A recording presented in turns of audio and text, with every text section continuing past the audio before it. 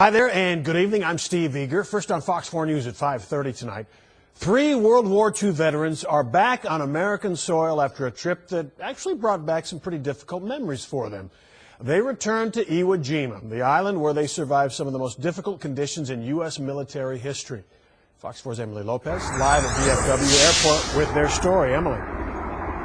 And that plane carrying all 3 veterans landed just a couple of hours ago. Now, once a year, the Japanese government allows 15 veterans and their families to pay a visit to Iwo Jima. This year, 3 of those veterans are from North Texas.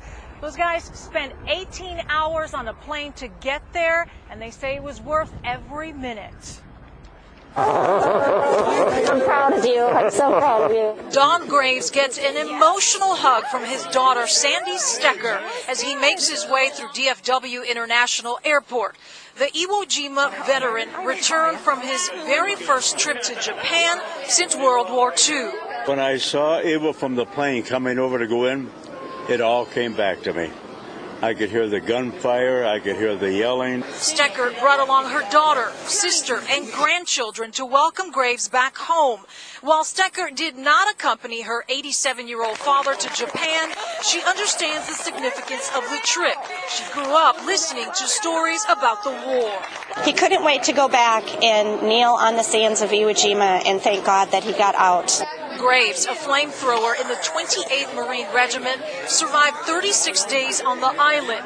Fisk Hanley was a flight navigator on a B-29 bomber who endured 6 months as a prisoner of war.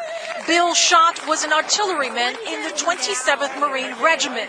Together, they went to Japan for a special ceremony honoring Iwo Jima veterans. They did not know one another during the war, but all 3 live in North Texas, united now by a trip which enabled them to travel back in time. The Japanese government recognized the men for their fortitude, something which brought these men to tears. It tells me that after all this time, that we have forgiven each other. Now, this trip was funded by a nonprofit group that is local called the Daughters of World War II. They use private donations to pay for the plane tickets to go to Japan. Steve? All right, Emily, great story. Great to hear their words and their emotions rekindled. All right, thank you very much.